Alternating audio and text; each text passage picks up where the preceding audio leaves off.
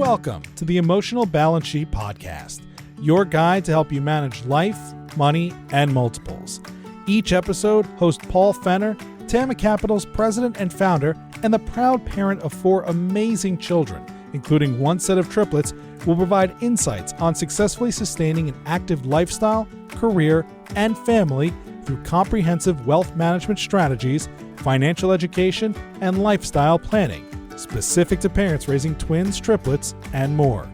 Learn more, subscribe to the show, or connect with Paul at tamacapital.com. This podcast is for informational purposes only and should not be relied upon for investment decisions. Clients of TAMA may retain positions in the securities discussed in this podcast.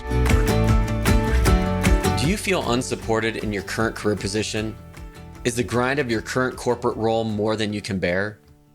After being laid off multiple times, including once during her maternity leave, Sarah Kahn felt unsupported by her employers multiple times, including during the pandemic lockdown. Sarah decided to detox herself from the corporate programming that had run her life and began a new journey as an entrepreneur, specifically working with women and moms. Sarah's rehab transition made her realize that the corporate mindset of equating time spent with money earned needs to be re-examined. Sarah points out the importance of cultivating the ability to trust oneself in entrepreneurship and focusing on the fundamental aspects of starting a business, such as identifying your ideal client and engaging in revenue-generating activities. For any parent out there deliberating a career change, Sarah's story points out you can be a parent and an entrepreneur. The two are not mutually exclusive. Please enjoy my conversation with Sarah Kahn. Well, Sarah Kahn, welcome to the Emotional Balance Sheet Podcast. Thank you. Thank you for having me. So usually I've been leading off with this question for my guests before they even start to talk about who they are. But so where do we find you today? Do you mean like geographically? Yes, geographically. I am in Winnipeg, Canada. So if you were to balance the continent of North America on the head of a pin, Winnipeg is where you would find your balance point. So we're like dead center, geographic center of North America, about 2 hours from the U.S. border. Okay, interesting, because I did not know that. And and when I hear Winnipeg, and I was talking about this before we hit record, is so most of the audience knows I'm based in Metro Detroit, and the Winnipeg Jets goalie. So for you hockey buffs out there, Bucky Hollabach actually went to the high school that's right behind me, Walled Lake Northern High School in Walled Lake, Michigan, or Commerce Township, Michigan, I should say. So, so we already have a connection right off the bat, even though you don't follow the Jets, and neither do I, because I'm a Bruins fan. And that's not something, I should admit, living in Winnipeg, the heart of the whiteout. I'm not a Jets fan, but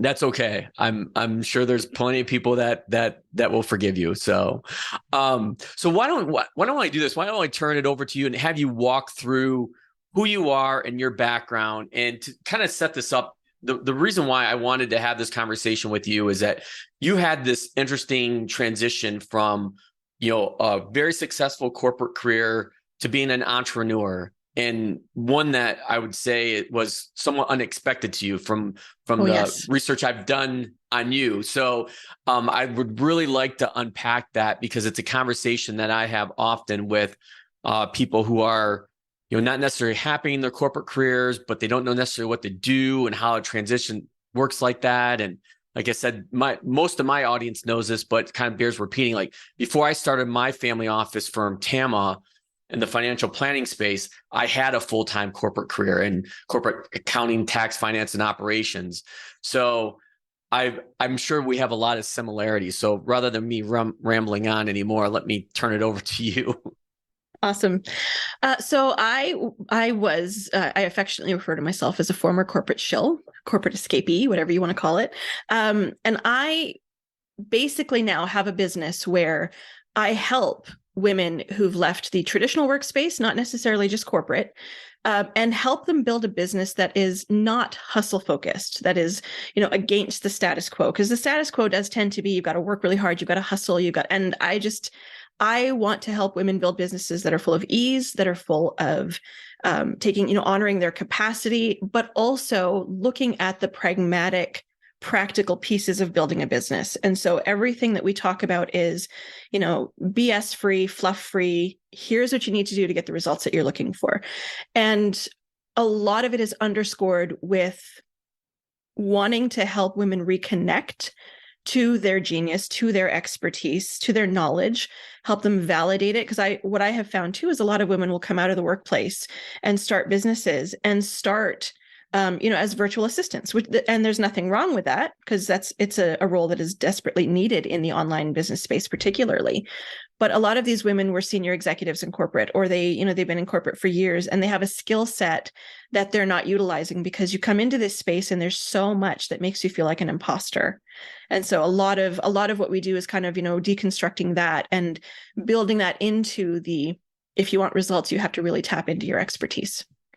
So how do you, when somebody shows up at your doorstep or office step, if you will, and they've got this glazed over look, it's like, I need to do something, but I don't know what to do. What is that first step, or what's that first conversation like with that person? I'm so glad you asked that. There are so many people who will say, well, what kind of business do you want to run? Or, what are you good at? And for me, it's always, well, what kind of life do you want? What is it that has either prompted you to leave or is prompting you to leave your job? What are you not getting from work anymore, if ever, that you're now considering taking this enormous step of becoming a business owner? And it's not just about, what are you good at and what can you sell and how can you serve, but what kind of life do you want? Because if we start with, the vision for their life, like, what do you want your day-to-day to look like? What do you want to be able to have time to do? What kind of capacity are you willing to give to your business versus giving to your personal life? That's where we start. Because when we honor that first, we build a business that is fully in alignment with the kind of life that we want, instead of doing what I did, which is, leaving my corporate job to start a business and then turning my business into another corporate job. When you lay that out like that, what's the reaction? Because I think the reaction is probably like, Sarah, what are you talking about? Like, I'm not here for this, like, mushy or trying to figure out like what I want to do. Like, I just want to start a business, because I encounter that a lot in my financial planning space. And people have this stereotype where they think, okay, financial advisor, pick stocks, number cruncher, whatever. But most people have no idea that I start very similarly with, what do you want to do? Like, I have this whole framework of purpose with supporting objective, then action items, and then we'll talk about numbers. I can't talk about numbers until I know who you are, what you're about, and your why. Yeah. Yeah. I start with my 3 Ps, which are your purpose, your priorities, and your power, which is your capacity. I've seen a lot of people. So first of all, the reaction is somewhat mixed. Sometimes I'll have people who respond exactly that way, of like, stop coming at me with this huggy feely nonsense and just tell me what I need to do to make my 6 figures this year. And that's a conversation that usually goes down a very different road of, okay, let me school you a little bit on what it actually takes to build a business and what the stats are of people who come in and make 6 figures in their first year. Like, we can have that. I can math with you. That's not a problem. The other response that I usually get, the other reaction, is one of almost relief, right? Because I don't think enough people think about that part of their life, right? They compartmentalize everything. And if there's one thing that I've learned the hard way, is that you cannot compartmentalize the different pieces of your life. And so sometimes it's that feeling of relief. And so I've actually had maybe 2 people in the course of my time as a consultant who've actually, gotten choked up and teary-eyed because somebody actually asked them, like, what do you want? Like, hey, if you get to do this how you want to do it, you get to build it how you want to build it.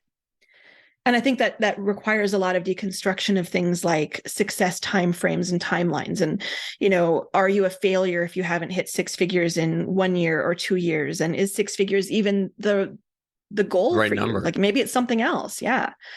But there's just so much, there's a lot of noise that is very high level noise about, these are the parameters of what success looks like. And if you don't fit within those parameters, you are a failure. And there's no sort of like gray space for that. So I live in the gray space, and that's where I like to be. I think that's another point we probably have in common. I like how you phrase that, decompartmentalize, because I think people see the same thing like with their personal life versus their financial life. And, for those watching on video, like I'm connecting my head, they're interconnected. They are so interconnected. I mean, what you do in your personal life has a major impact on your financial life, and what you're doing from your financial life has a major impact on your personal life. You cannot separate the two. And so that's one of the reasons why, like, you start with your 3 Ps. That's why I start with my first P and then objectives, to really give people like the grace, I guess, for lack of a better term, to allow themselves to think about what the possibilities are. Because I think you get boxed in, especially like in a corporate sense, like in having a long corporate career. And I'm not sure if you felt this way or not. We'll get into that, but like you just feel boxed in. You don't know what's out there because you just been doing that. And to some degree, that structure is good, and some people need that structure. But as you'll probably talk about, like when you go off on your own, that structure's gone. And the only way to build that structure is to build it yourself. Yeah, that's one of the challenges that I think a lot of new entrepreneurs have, is that, when you've come from a corporate career where every decision is made in committee and you have someone who's constantly in a position of oversight and you can't take time off without, getting it approved. Your lunch hours are set, your break times are set, like everything's there's a lot of oversight. When you suddenly have all of that freedom, you do one of two things. You will either go to, an extreme rigid, because when I left, the very first thing I did was I would wake up every morning and I would sit at my desk at 8:00 and I would have lunch at my desk, even though my desk was like 10 feet from the kitchen, right? I would have lunch at my desk and I'd only give myself 30 minutes, and I would sit at my desk until 4:00 or 5:00 every day. And then I would come back after dinner because it was right there. And it didn't matter what I was doing.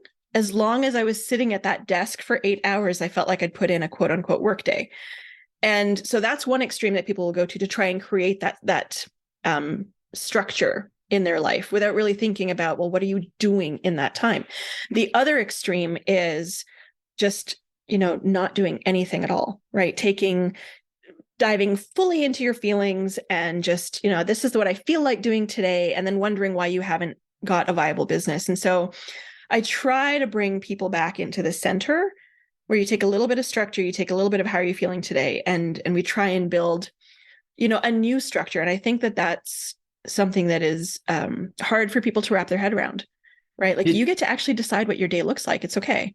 Yeah. When you made your transition, was that hard for you? Because I know when I was explaining this to somebody the other day, where I'm a very outgoing, like to talk to people, like to be around people. And when I suddenly transitioned, from full-time corporate to full-time, family office, advisor, I look to my left, I look to my right, like in front of me, back, like I'm surrounded by 4 walls. I'm like, there's no people. And that was probably like one of my most difficult and underrated aspects of my transition that I wasn't necessarily prepared for. And because of all that structure I had before, that's I kind of went that route and created a bunch of structure. But then I didn't give myself the time to think about, okay, well, I'm getting into this because I wanted more flexibility. I wanted more freedom, get my kids on the school bus, get them home from school, things of that nature. And I wasn't necessarily allowing myself to do that because I was still in that old mindset, if you will. Mm-hmm. I think it's because we're taught that time equals money, right? And if you're not spending your time doing a particular activity, you're somehow not making money. But when you leave your job, first of all, I don't think a lot of people realize this, but there is legitimately a period of grief, right? Because you've completely upended your life, essentially. And what do most of us do when we're in a period of grief, right? We numb, we do things that, aren't. So I found myself diving right back into, I've got to work an 8-hour day. And that slowly became a 10-hour day. And that slowly became a 24-hour day. And not necessarily focusing on doing things that were going to move the business forward, but focusing on busy work. I need to feel busy. Doing a lot of coffee chats and a lot of like going to networking type meetings, because for exactly what you said, there was a lack of, humans around me to talk to and things like, and you spend so much time in coffee chats. Again, you're not actually working on your business. And so this is why we start with, what do you want? What do you want your day to look like? Because one thing that I try to impress on everybody that I work with is if we know what your goal is and we know what your capacity is, and this is something that, again, a lot of people don't consider, but how much time do you want to give to your business each day? Then we build the timeline. And so you can get to this. Everybody can get to, let's say, 6 figures is your number. Everybody can get there, but not everyone can get there in the same time frame. And as long as we can wrap your head around that, you can build a business that actually is viable, and you can honor what you want your life to look like. All of those things, spending time with your kids, being able to do drop off. When I first started my business, I was constantly stressed out about having to drop the kids off. And I would, try to keep it at under 30 minutes. And I would make sure that I was back at my desk by 9 o'clock. And now I'm at the point where I spend a full 2 hours every single morning with my children. And I get them breakfast and I drop them off and I come back and I take a minute before I start my day. And I end my day at 3 o'clock every day. And I go and pick up my kids. Now that the weather's changed, I take the little one to the playground. Like, that was not something that I could even fathom 2 or 3 years ago, because I was quote unquote wasting my time if I wasn't sitting at my desk. Yeah, I couldn't agree with you more. I've just recently in the last month really tried to change my schedule and structure to be more available for my kids. And especially now that they're, into, middle school, my triplets are going to be, oh my God, teenagers, at the end of this year, which is going to be a whole nother transition. But I think it goes back to in my situation, I didn't give myself the grace to be able to do that, because going back to what you said, your point, I think it was spot on. It's like, I felt like if I wasn't working, I wasn't going to be able to support my family. And, that's just not the case. I know that you work, your specialty is working with women and especially moms. I'm wondering, how different is it when you have a mom that's got, you've got this big transition ahead of you as far as, leaving corporate, giving, having that side of your life pass away to this new side. But then also you've got your responsibilities as a mom. And I know a lot of the moms that I talk to that have these really hard charging careers, there's a lot of guilt that comes with that though, as well. Mm-hmm. This is always a little bit tough, because so much of it is easier said than done, right? It does take time. Without going down too much of a rabbit hole, I think that sometimes the guilt is there because culturally, societally, we don't place enough importance on the role of a mom, right? A mom is something you do outside of who you are, versus, or it's entirely who you are, and there's no sort of in between. And I think a lot of making that transition, there is a lot of mindset work that has to happen. Like, you really do need to get back in touch with, okay, who are you? What do you enjoy? Right? You're allowed to be a mom and a business owner. The two things are not, again, compartmental. They don't exist in silos. One of the things that really helped me was finding, coaches and mentors and communities where that was embraced, right? Where I could show up in a Zoom meeting with, my teenager sitting in the room. She's just over there, where I could have my 5-year-old sit on my lap or ask for a juice box and not be made to feel like that was inappropriate or unprofessional. I think that the default to professionalism does tend to sabotage a lot of our ability to grow a business, and a lot of our ability to, embrace all of the different areas of our life, if that means. So if I could say anything, I would say, give yourself patience. It's going to be, it's definitely a hard transition. But if you can find people in your sphere, in your community that are also have either gone down that road or have kids and are like, bring the kids on every single client meeting that I have, right? Somebody's kids are in the room. And I make it very clear on my website and in my values. And when I talk about it, if you need your kids to be in your lap while we talk, that is totally fine. Like I will, wave at them and talk to them as like it's totally okay. And I think that that's something, because when you're in corporate as a mother, as a parent, sometimes even in general, you have to compartmentalize your kids, right? It's not something you can openly talk about or bring to work or whatever, and that's after work time. And so getting out of that mentality, getting out of that programming takes time. And so again, it's giving yourself grace and just you have to be okay with it before anybody else is going to be.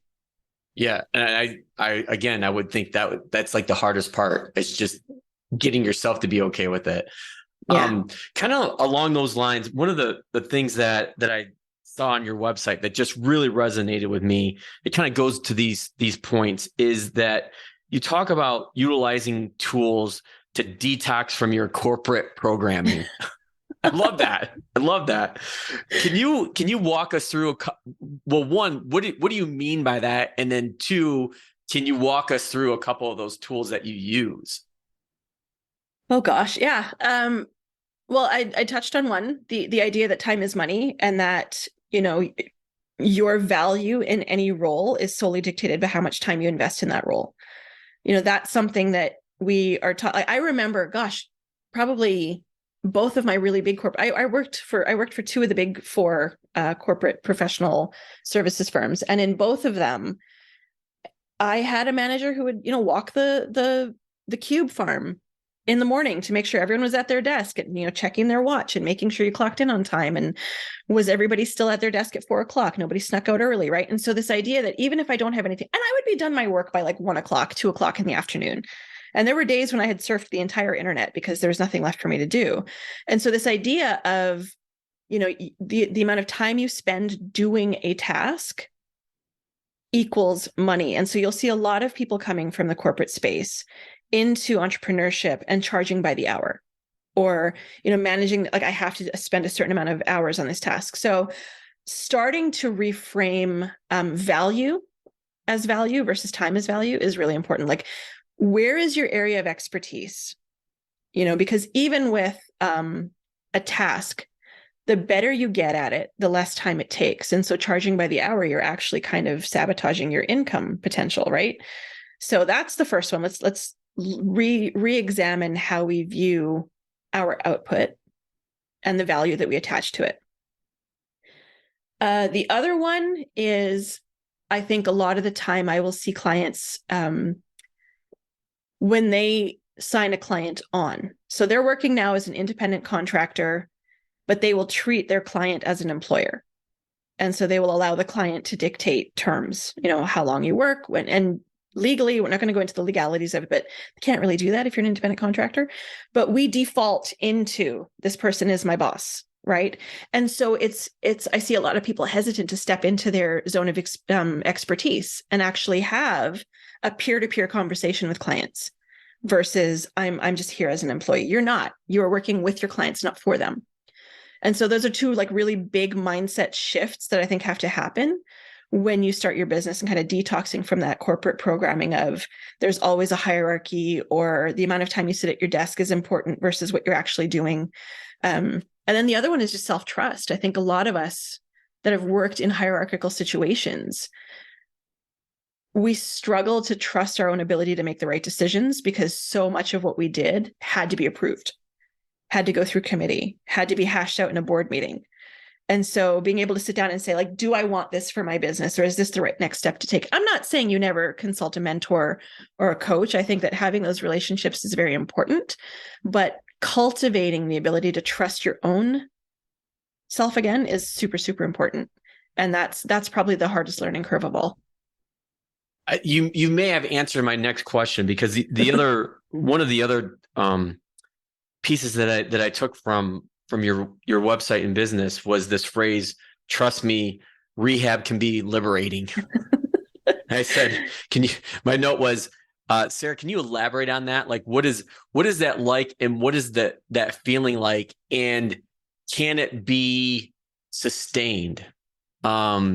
Because you may feel that initially, and then like once you are into your business and that structure, you start building that structure and you kind of get a little confined again, you can lose that. And I think for me personally, I think I feel this way often where it's like, okay, I'm the one setting the terms. Like I'm the one dictating my own schedule. It's okay to be able to, walk out of here at 2:00 and go for a walk, or, go on a field trip with my kids, or whatever it may be. Mm-hmm. Sorry, can you repeat the question? Because I was like, yeah, absolutely. Go for that walk. It's nice outside. Especially today in Michigan. It's like 80 degrees here in mid or early May. You don't get days like this, and it's sunny. But no, your phrase was, trust me, rehab can be liberating. Yeah. So the whole sort of corporate rehab motto is rehabilitating those toxic behaviors and thought and new behavior patterns and belief systems that we pick up in traditional work environments. And again, a lot of it is like, cultivating self-trust, being able to really step into your expertise. We have labels put on us when we work in a corporate environment, and that label is, this is your job title. And everything that we're good at is confined to that job title.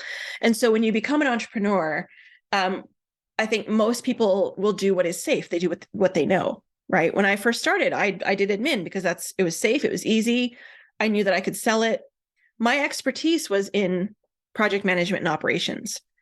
And when I finally sort of, and I did kind of go down that road, but when I let go of, this is what I've done for 20 years, and sort of embrace the fact that I have so many more talents and so many more areas of interest and expertise, it opened up this entire world of possibility for me. And so believing that I was more than my job title, believing that I was more than my role, whatever that role was, that was where the liberation started. And it made everything so much easier, because now I'm able to tap into all of these talents and these experiences and these interests that I didn't really have the place or the permission, in quotes, for when I was in my corporate job.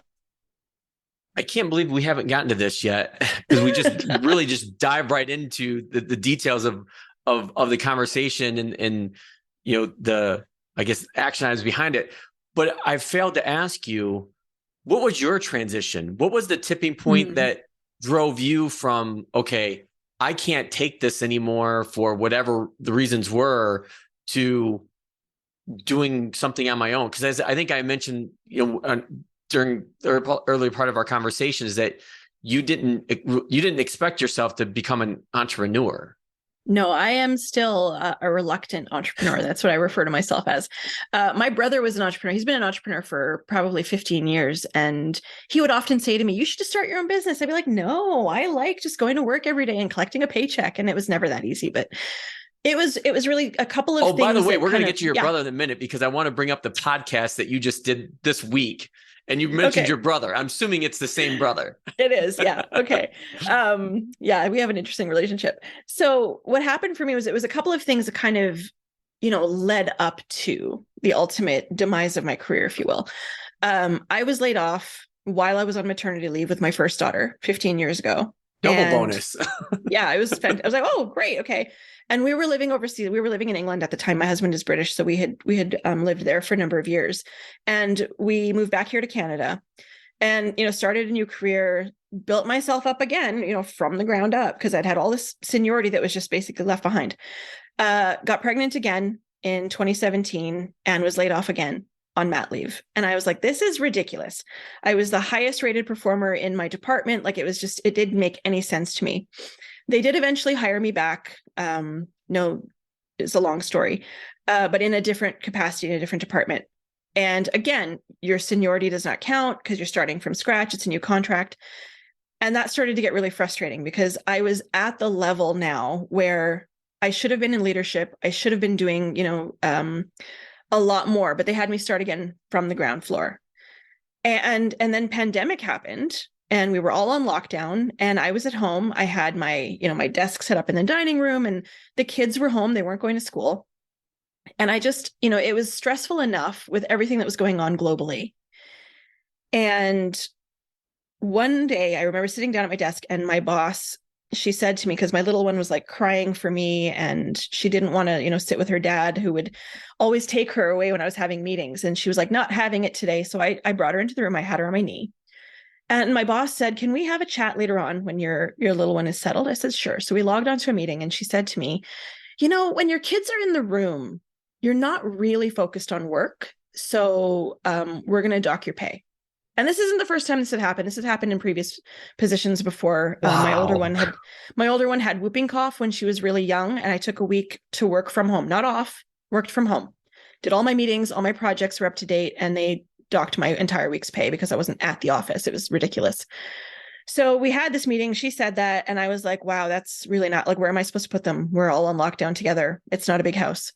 And then the micromanagement started. It was like, I want to know where you are every 15 minutes, who you're talking to, who's in this meeting with you. What have you she wanted everything itemized. And it started to get really, really stressful for me to meet those expectations. And then I had an accident. My little one injured my eye and it involved a broken nail and a lot of torque force. That's all I'm going to say. Ooh. So yeah, that sounds painful. Oh, I was like, wow, how can this hurt so much? But the eye doctor said, look, you need to take a week off from screens and just let your eye heal. And again, not very supportive on the work side of that. And so I took some time off. I took a month off on stress leave at my doctor's insistence because I was just at that point just not feeling very good and couldn't go back. And it was the first time I'd ever felt that way because I was a dedicated employee. Like I towed that party line for over 20 years. I loved my career. And I had just gotten to the point where I had felt so gaslit and disrespected and just not supported and not seen that the thought of going back after taking time off was physically painful for me. And so I gave my notice. That was also not well received, unfortunately. But I had already been doing consulting on the side as kind of a part-time thing for a few years. And my husband, bless him, he was really supportive. He said, look, we'll make it work, but you do not need to go back to that job. Like, I don't like seeing you this way. And so that's really the long and short of it. That's a good point. Do you often encourage the clients that you work with, especially the moms, to try to do a little bit of both, like keep the full-time corporate career going while they dip their toe in the water, if you will? What's your thoughts on that? I know people are kind of one side or the other. Yeah, and I know because I've heard you talk about this as well on your podcasts. I know that it doesn't apply to everybody. Nothing does. But in an ideal situation, I always encourage people to at least have a plan, an exit plan, right? Like have a few months of savings, because what I see sometimes when people leave just like that and they don't have savings, they don't have like a safety net of any kind to kind of get the entrepreneurial thing up and running, is that's when they start to make bad investments and they start to fall prey to things like, you can make 6 figures in 6 months, just take my program or take this. It's no, I'm not trying to shame anybody. When you are in that feeling of, I need to make this work, and you have that feeling of desperation, you will do anything to make it work. And so if at all possible, make an exit plan. I'm done and quit and just leave, right? Take 3 months, 6 months if you can, build up that nest egg and just, have something to fall back on so that you can build your business intentionally versus reactively. That, I'm glad you said that. I didn't even have to say that as the financial advisor here. So thank you for that public service announcement. You're very welcome. There's 2 things I want to get to before I get to my closing question I want to ask you. But the first is, I want to go back to your podcast, and I've referenced this a couple of times now. I was just listening to the one you just released this week, and your brother was involved. And I think it's very apropos that when you start thinking about getting into business on your own, starting a business, there's all these things that you could get distracted with. And I think this was the conversation that you were having with your brother. Like, I'm spending this much time on my logo and this time on much time on my website, and on and on and on. And it's like, well, when are you working on the business to get clients or sell whatever product you may be selling, whatever the situation is? That you made a really important point that I would like you to talk about.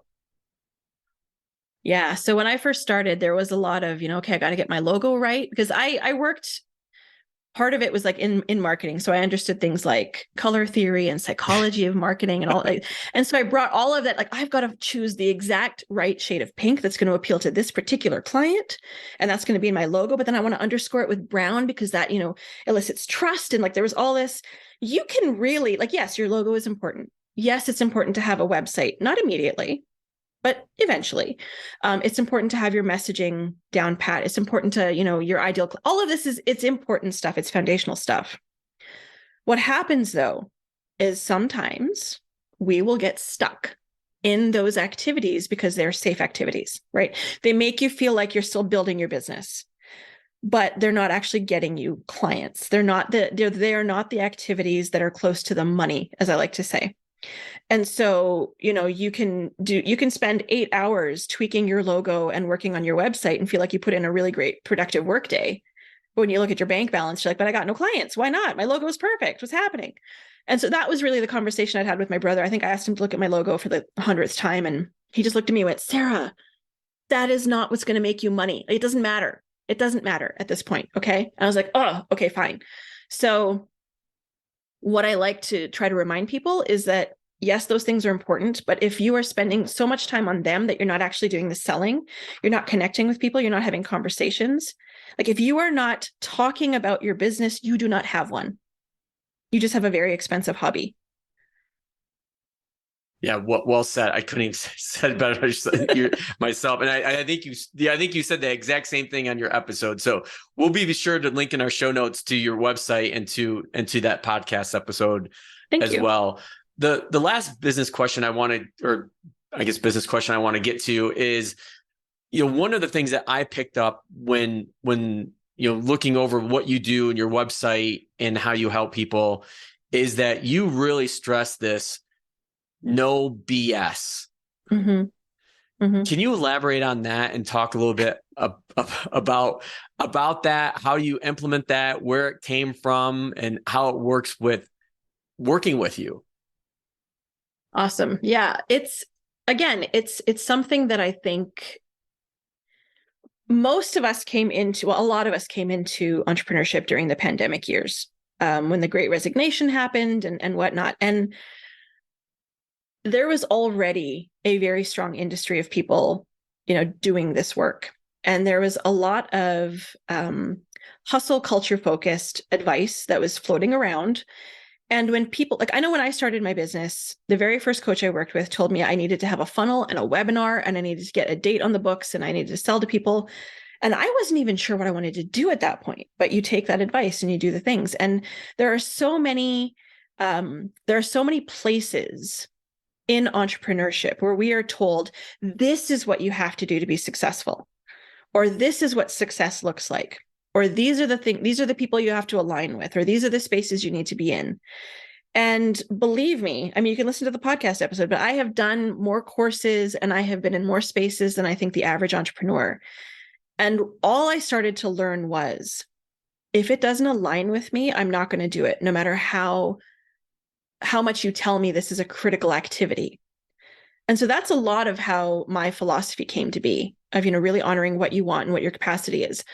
But when I talk about no BS, I'm talking about the things that, you don't need fancy technology to get your business started. You don't need to have a funnel. You don't need to have a website. You don't need to have all of these things.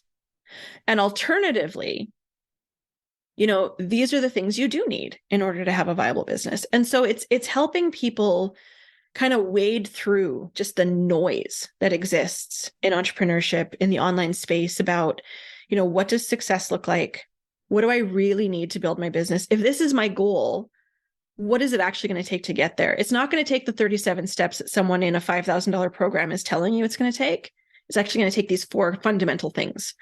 And from there, you can go wherever you want. But that's what's important to me, because the vast majority of my clients are women, who are tired of taking what's been given to them and who really want to start building their own legacies. And the best way to do that is to really determine who you are and what you want first. And when we can build that foundation, a lot of that BS detection starts to come naturally to you, because you can say, well, that advice may have worked for you. It probably will work for me, but I don't want to do it.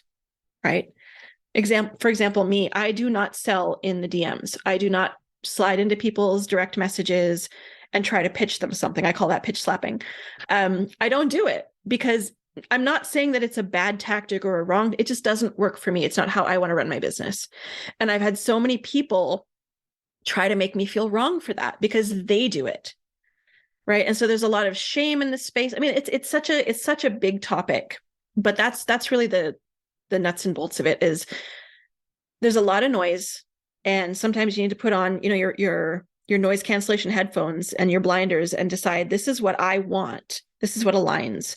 And yes, I can make it work as long as I know the activities that it's going to take to get to that goal. I think what you do as a consultant or a coach is from my perspective, and having worked with coaches and consultants before, is helping people separate out that noise and really help them focus on that sense of, purpose, if you will. Mm-hmm. So I think that was extremely well said. As far as, I do actually have one last thing, is as far as people wanting to contact you and learn more about you and the kind of work that you do as a consultant and as a coach, what's the best, where should we drive people at? Is it your website? Is that the best place? I know you're on Instagram as well. The best place is probably Instagram or Facebook. I'm one of those old people who's still on Facebook. Facebook is the place where okay, good. That's where I go and do my infamous rants. I will rant about things, and I love long form posts. I'm always in there. But Instagram is really great for if you kind of want to get to know my personality. If you want bite-sized advice, that's the best place to find me. Okay. My website is my website, and it gives you kind of a snapshot, but I love interacting with people and I love to talk to them. So come hang out with me on Instagram. All right. We will be sure to do that. All right. So and I'm just looking through my list. I'm like, I feel like I barely scratched the surface with this conversation with you, which means it's great. And you're going to be back on at some point. So, awesome. But my closing question that I ask all of my guests is, what is the best thing about being a parent? Oh my gosh. What's not, right? Good days, bad days. Best thing about being a parent, 100% being able to see the world through their eyes. Watching both my kids, I have a 5-year-old and a 14-year-old, and there's such different personalities, and being able to see things from their perspective, it just opens up a whole new world for you. And they really call you on your own BS, which is wonderful, without wanting to do it, but they do, right? They make you question, like, okay, maybe I don't believe that anymore. So it's been a huge journey of growth. And I think that's probably the best part of being a parent. They're forcing me to grow into a better person. Well, Sarah Kahn, this has been an absolute pleasure. Great conversation. I know the audience is going to take a lot from it. And like I said, I'm already going to have to start planning our next conversation here soon. For sure. I'd love to be back. Thanks for having me.